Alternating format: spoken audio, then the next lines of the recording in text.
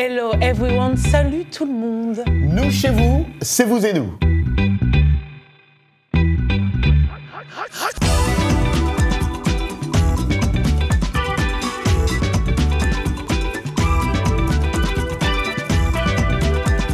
Ravi de vous savoir toujours plus nombreux devant vos petits écrans pour suivre vous et nous. Et les femmes seront largement à l'honneur. Nous irons même au Burkina Faso où l'une d'entre elles lutte contre les discriminations liées aux albinos.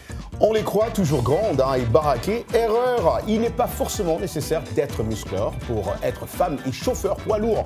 On ira au Gabon pour en savoir un peu plus. Vous vous souvenez peut-être de l'athlète Julie Moss. Nous reviendrons sur son parcours. Vous ne voulez vraiment pas rater la question et les réponses de On dit quoi, l'Anglais Express de cette semaine avec Michel Joseph. Un programme riche, comme je les aime, mais commençons d'abord par une escale au Gabon, Roger. Comme je les aime aussi. Femmes, si vous envisagez de vous lancer dans le métier chauffeur poids lourd, ne craignez plus de vous retrouver confronté à un secteur macho ou d'être discriminé à l'embauche. Ce secteur aujourd'hui aujourd'hui est en réalité assez tolérant et il laisse la place à la mixité. On le voit au Gabon où le métier est en train de s'ouvrir aux femmes. À l'initiative du gouvernement, une formation à la conduite de ces camions est offerte aux jeunes femmes sans emploi, ce qui va également permettre de briser les préjugés. Elle va durer 9 mois, le reportage à Libreville de notre correspondant Ismaël Obiang Nzé. À ce tarébus, une jeune femme attend le transport habituel pour le port de Vendo au sud de Libreville.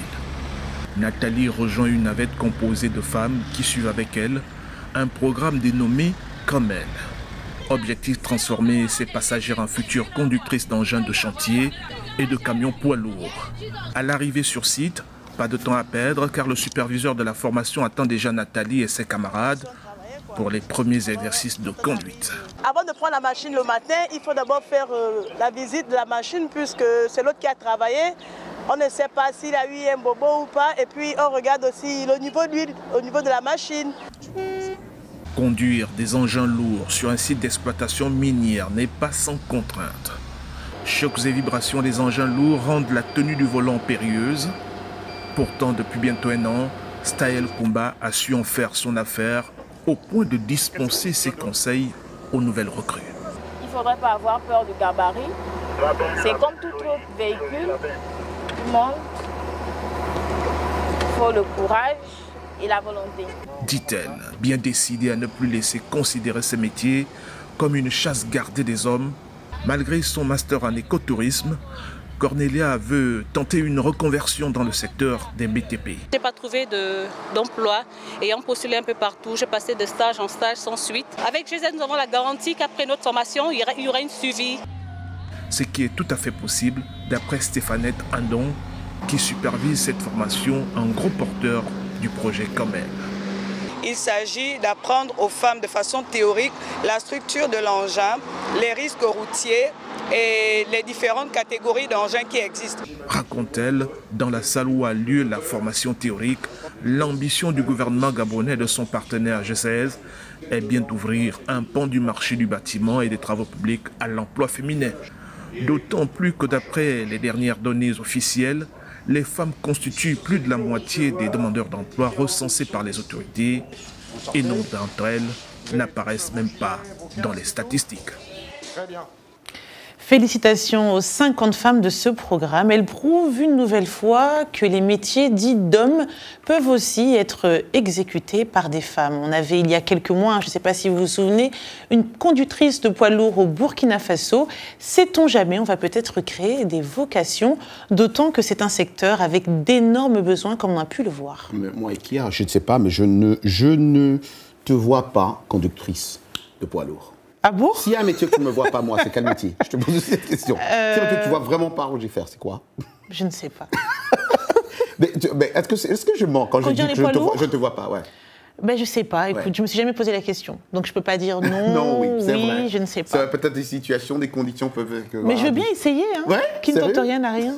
Tout autre chose, la peur d'être victime d'attaques retient de nombreuses femmes albinos en Afrique subsaharienne. Mais une présentatrice de télévision brise les préjugés pour sortir ses sœurs et frères de l'ombre. Voyez ce reportage dont le récit est signé Dili Diko. En route vers le studio de 3TV pour la quotidienne de Mac12, Lynn Banti nous parle de ses débuts et de la notion peu répandue d'Albibel, une contraction d'albinos et belle. À l'instant, je regardais les photos du défilé, de mes premiers défilés, voilà, parce que j'ai commencé en tant que mannequin et ça a évoqué de très bons souvenirs. Ça m'a permis aussi de lancer mon propre défilé, voilà, mon propre spectacle, qui était 100% albinos, albinos en fête, les albibelles sont en fête, qui était à Yopougon. Et pourquoi j'ai lancé ce projet? C'était pour montrer qu'on est des personnes comme tout le monde, que d'abord, on peut s'inclure dans tous les différents secteurs d'activité. Lynn est sous les feux de la rampe depuis qu'elle est devenue animatrice il y a 1 an. Elle explique qu'être femme et albinos est un double fardeau qu'il fallait transformer en quelque chose de positif. Déjà, être femme, c'est d'abord un métier à plein temps. S'entretenir, s'assumer, toujours être belle, paraître, et puis prouver aux gens, aux yeux de tout le monde, surtout aux hommes, avec petit H, qu'on a plus que... On a beaucoup dans la tête que sous les vêtements. Donc, être une femme, déjà, c'est compliqué. Et ça additionne le fait qu'on est albinos. C'est déjà très difficile. Combattre les préjugés, les croyances dangereuses et aider ses frères et sœurs albinos à s'accepter, à avancer dans leur carrière, tels sont les objectifs de Lynn. Avoir une femme comme Lynn qui s'est battue, qui est arrivée à ce niveau, c'est vraiment un exemple pour nous. Lynn estime que son succès repose sur son acharnement. Mon secret, c'est le travail, c'est la détermination, c'est la rage de vaincre, c'est l'ego démesuré. Et aussi, c'est mon sourire, parce que j'ai toujours la banane et la pêche.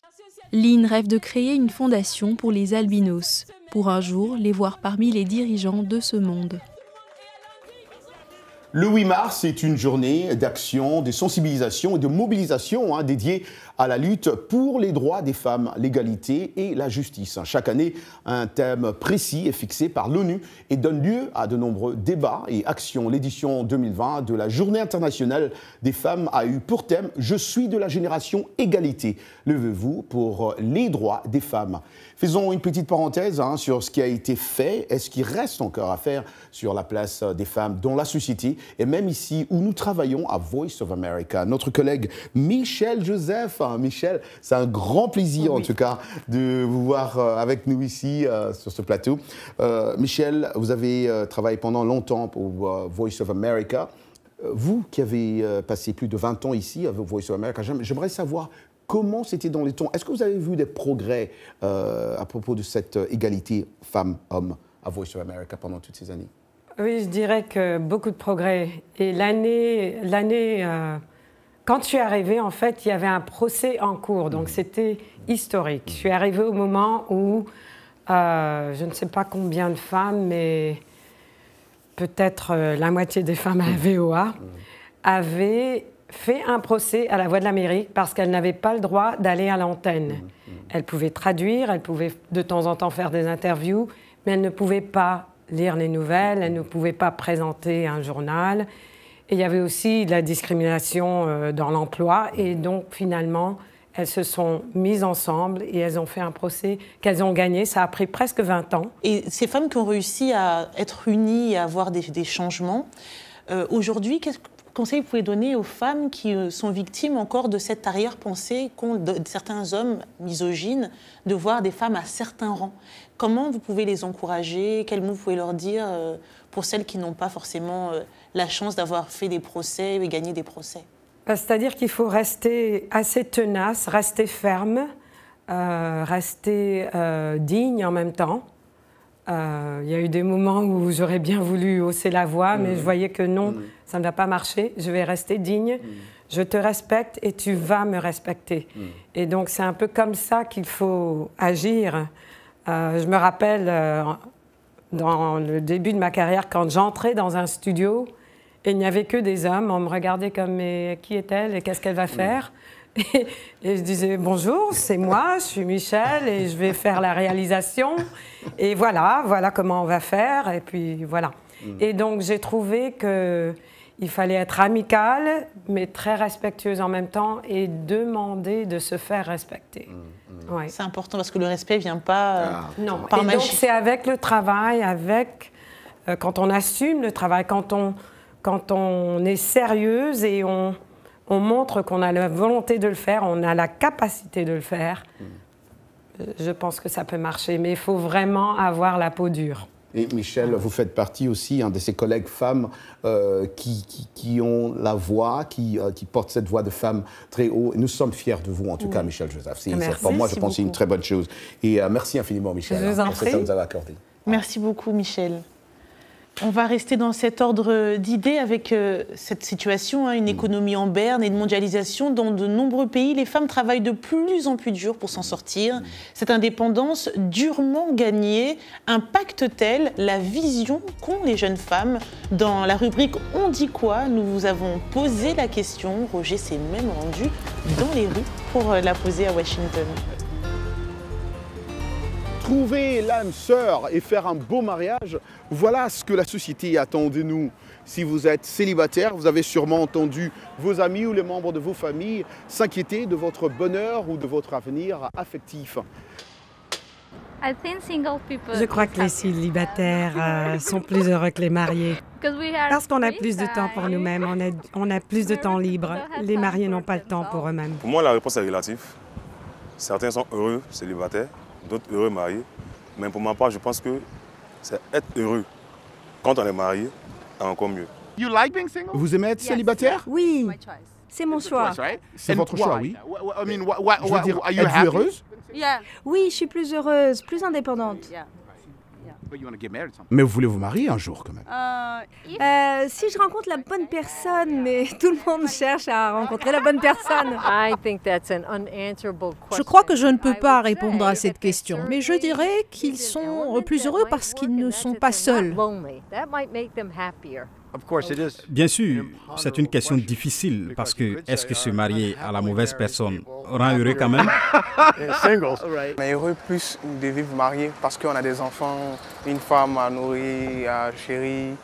Et puis être célibataire, on est trop seul, tout le temps seul. Bon, selon moi, c'est être marié.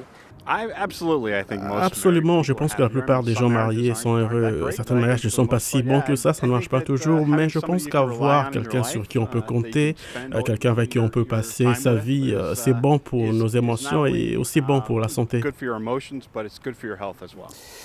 Et qui a ça, c'est ce que ma maman disait quand même, au tempora, au mores. Les choses changent. Tout à fait. Si. Là, on l'a vu, les avis sont très divergents. Très divergents. Ici, aux États-Unis, à Abidjan, on a vu comment... Chacun sa réalité. Chacun sa réalité, ouais, exactement. Ouais. Notre réalité, c'est de prendre une courte pause, mais on espère vous retrouver dans quelques instants. À tout de suite.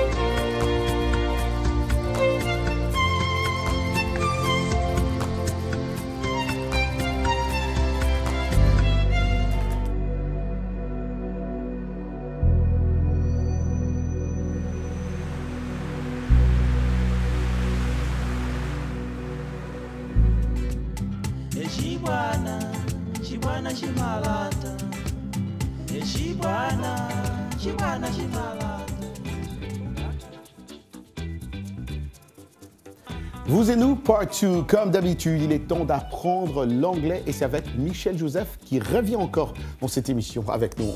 On a besoin d'elle aujourd'hui. Ah oui, hein? Bien sûr. L'Anglais Express, c'est tout de suite. Bienvenue à l'Anglais Express. Cela paraît peut-être évident que dans une phrase en anglais ou dans n'importe quelle langue, si le sujet est au singulier, le verbe sera au singulier. Et si le sujet est au pluriel, le verbe sera au pluriel. En général, le sujet étant suivi directement du verbe, il est évident que les deux s'accordent. Par exemple, The woman works in my restaurant. La femme travaille dans mon restaurant. Le sujet est au singulier, the woman, la femme, et le verbe est au singulier, works. Même si le sujet est séparé du verbe par une longue phrase ou par des clauses, le sujet et le verbe doivent tout de même s'accorder.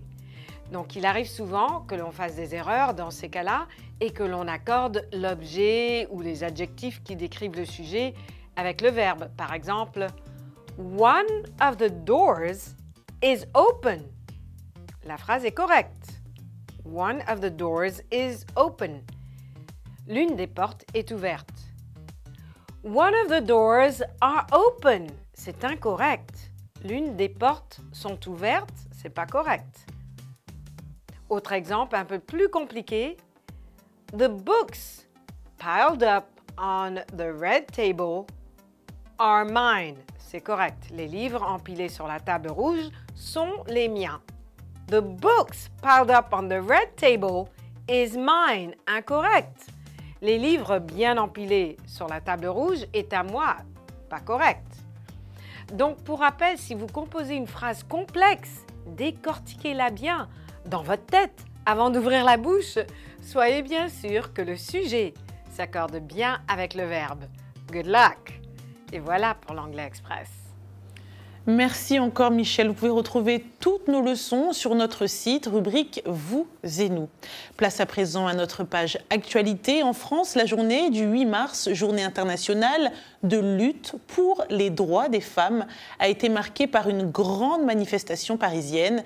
Il s'agissait d'une forme de grève féministe. Il était revendiqué entre autres une égale répartition du travail domestique et de soins entre les femmes et les hommes, mais aussi libérer les femmes du travail précaire et décalé auquel elles ont souvent droit d'être assignées.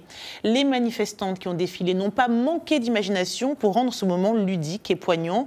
Et aussi dans ces imaginations, il y avait de la danse, il y avait beaucoup de choses. Et parmi les personnes qui étaient mobilisées, il y avait Aïssa Maïga, que nous avons reçue avec le livre « Noir n'est pas mon métier », qui a fait également réagir sur la toile avec son intervention au César pour prôner l'inclusion avec plus de diversité à l'image de la société française dans le milieu cinématographique. Aïssa Maïga était aux côtés d'Adèle Haenel. Elle avait quitté lors de la dernière cérémonie des Césars à l'annonce du prix du meilleur réalisateur à Roman Polanski en criant la honte pour l'actrice qui a dénoncé les agressions sexuelles qu'elle aurait subies de la part d'un réalisateur français. Récompenser, distinguer Polanski, c'est comme cracher au visage de toutes les personnes victimes d'agressions sexuelles. L'artiste transgenre Phia Ménard a accusé le théâtre parisien de Bouffe du Nord d'avoir déprogrammé son spectacle dimanche au profit du Sunday Service du rappeur Kanye West. Selon un message posté lundi sur Facebook, le rappeur a organisé pour la première fois à Paris cet exercice dominical qu'il tient aux États-Unis, mélange de concerts et des célébrations religieuses gospel au Bouffe du Nord dans le quartier populaire de La Chapelle. D'après Phia Ménard, jongleuse, performeuse et metteuse en scène, une représentation de son spectacle Maison Mère a été déprogrammée sous 24 heures de façon unilatérale au profit de ce concert. S'assumant aujourd'hui pleinement comme femme, elle est connue pour ses positions féministes et ses spectacles dénonçant sexisme et patriarcat comme Saison sèche présentée en 2018 au Festival d'Avignon. Partons à présent en Californie pour se souvenir de Julie Moss, une athlète américaine hors pair arrivée deuxième au triathlon de 1982. C'était à Hawaï, alors qu'elle n'avait aucune expérience. Alors que ses jambes ne tenaient plus, elle s'est aidée de ses mains pour finir la course, symbole d'une grande détermination. Angela Begdari-Sarian l'a rencontrée, récit Yacouba Ouedraogo. Faire du jogging le long de la rive de l'océan est un rituel pour Julie Moss. Beaucoup la considèrent comme la triathlète la plus célèbre dans le monde après qu'elle ait littéralement rampé jusqu'à la ligne d'arrivée dans le championnat du monde d'Ironman en 1982 à Hawaï. Moss a terminé deuxième dans cette course après avoir parcouru 3,8 km de nage, 180 km à vélo et 42 km de course. L'événement a été retransmis en direct à la télévision américaine. Je l'ai regardé après à la télévision et j'ai été hypnotisée, n'ayant pas vraiment fait quoi que ce soit compétitivement, athlétiquement. J'étais une surfeuse californienne, j'étais étudiante et j'étudiais l'éducation physique et la kinésiologie et je pense que ce fut un grand projet. Sans formation spéciale, Moss s'est retrouvé de façon inattendue à la tête de la course, mais tout à coup, son corps a cédé. Dans les 16 derniers kilomètres du marathon, j'étais en difficulté. Mes calories ne semblaient pas me donner de l'énergie. Et j'étais tellement inexpérimentée par rapport à cette longue journée. Donc pour la dernière heure, j'ai eu l'impression que j'essayais juste de passer d'une station à l'autre pour obtenir un peu de nourriture. Puis, c'est au dernier kilomètre que mes jambes se sont effondrées. J'ai dû me battre pour ne pas abandonner et me recentrer sur ce que je pouvais faire, trouver un moyen de décoller. Et quand mes jambes ne faisaient plus attention aux signaux de mon esprit, j'ai compris que je pouvais utiliser mes bras. Moss avoue qu'elle avait un peu honte. Après tout, elle était regardée par des dizaines de millions de téléspectateurs à travers le monde. C'était difficile physiquement parce que mon corps s'écroulait. Je pense qu'au fur et à mesure que c'était dur physiquement, mon esprit devenait plus fort. Elle a continué à se battre jusqu'à la ligne d'arrivée sous le regard de milliers de personnes. Kathleen McCartney, qui avait initialement environ 20 minutes de retard, a devancé Moss à quelques pas de la ligne d'arrivée, mais le monde se souviendra toujours de Moss. Ironman a changé ma vie. Le changement s'est produit dans ce dernier kilomètre d'Ironman. Et j'ai appris que c'est quand vous êtes dans une situation extrême que vous découvrez de quoi vous êtes vraiment capable. Ce que l'Amérique a vu et ce que le monde a vu dans ma course à Ironman, c'est que nous avons tous une force en nous, de sorte que nous pouvons aller aussi loin que nous voulons. Aujourd'hui, pour des raisons de santé, Moss ne peut pas participer au marathon, mais à 61 ans, elle a encore un rêve. L'un de mes rêves, c'est peut-être d'être là sur la ligne de départ au 50e anniversaire d'Ironman. Certains pourraient dire que c'est fou, mais rien n'est impossible pour Moss. Elle a prouvé non seulement à des millions de personnes, mais aussi à elle-même. Wow, une détermination en tout cas qui nous enseigne tous et qui nous apprend tous. C'est trop clair. Elle n'a pas abandonné jusqu'au bout. Jusqu'au bout. Ouais. Waouh. Quand moi je vois des gens comme ça m'encourage. Ça ouais, ça me booste. Dans tout ce que je fais alors.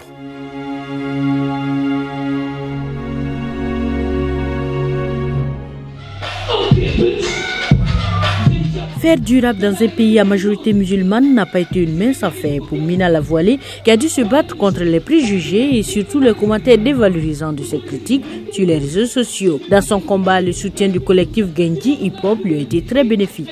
Ça m'a carrément aidé parce que j'ai vu d'autres femmes rappeuses comme moi, d'autres réalités, d'autres problèmes parce que elles aussi, toutes ces femmes ont leur propre histoire. Ont leur propre début et tout, alors ça m'a carrément inspiré. Et dans Genji, j'ai eu à connaître les photographes, les journalistes, parce qu'il n'y a pas que des rappeuses dans Genji, il y a des journalistes, des photographes, des cinéastes, il y a pas mal de monde là-bas. Ça tourne! Le collectif Genji a été cofondé par Ina Thiam, une photographe qui est également réalisatrice de films. Composé d'environ 70 femmes, l'objectif du groupe est d'amener les femmes rappeurs et artistes à se rencontrer et à partager leur expérience. Ce qui me passionne, déjà, c'est qu'on est dans un pays où il y a beaucoup de non-dits. Et il y a beaucoup de choses qu'on ne dit pas à haute voix et qui sont souvent les causes de tous nos problèmes. Des femmes surtout. Et donc, avec l'image, je peux dire ces choses-là, avec mes images, sans les mots. À travers ses photographies, Ina Thiam aborde également les questions sociales, l'environnement, la pollution. Son collectif organise un festival annuel de hip-hop, mais propose également des cours d'art dans les prisons pour femmes et des ateliers sur la sexualité dans les zones rurales du Sénégal.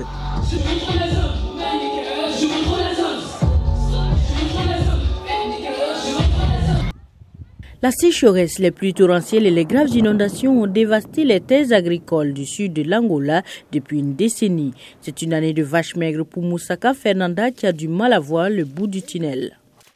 Nous attendions la pluie depuis 6 mois. Avant cela, nous avons eu l'hiver. Quand les pluies sont arrivées, nous avons été soulagés. Mais malheureusement, elles étaient trop fortes. À présent, nous n'avons aucun moyen de nous occuper de nos cultures. Nous n'avons même pas pu aller dans les champs. Moussaka est seule à nourrir ses 9 enfants. Le climat n'étant pas clément, son mari a décidé d'aller chercher du travail en ville. Il est parti à cause de la faim.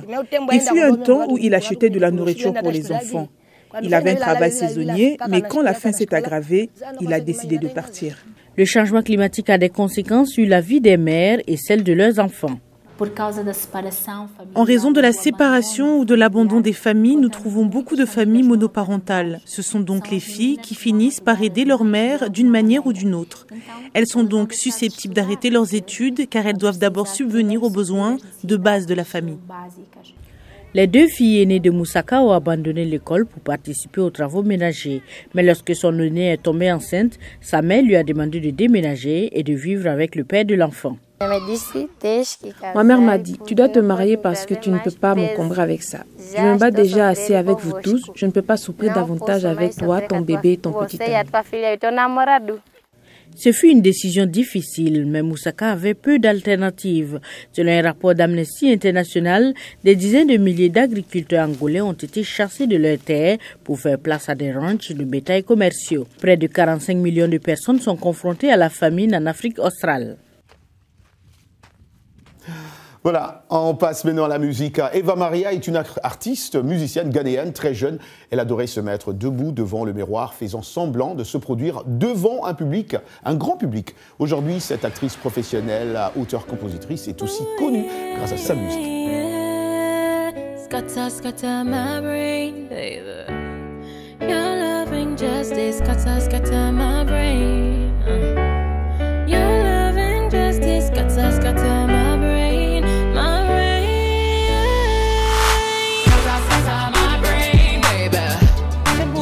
Très beau portrait, franchement. Elle gagnerait à être encore plus connue. Exactement. Donc il faut contribuer encore à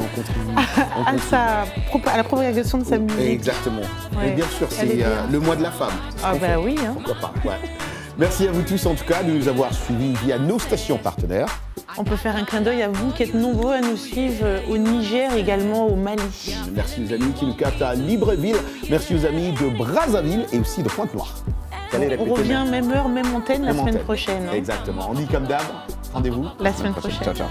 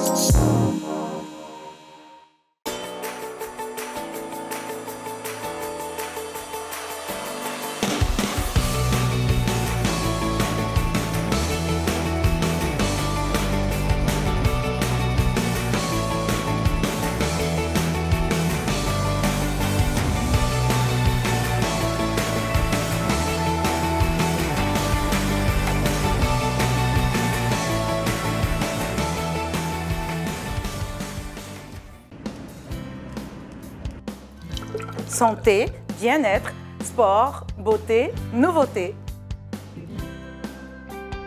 Carnet de santé est l'émission hebdomadaire qui vous veut du bien. Des chroniques, des reportages, des témoignages recueillis sur le continent et ailleurs. Chaque semaine, je vous donne rendez-vous pour une consultation avec nos experts. Carnet de santé vous donne la parole pour leur poser vos questions et recueillir leurs conseils. De Washington, Linor Moudou vous propose Carnet de santé, votre nouvelle émission de santé de la Voix de l'Amérique.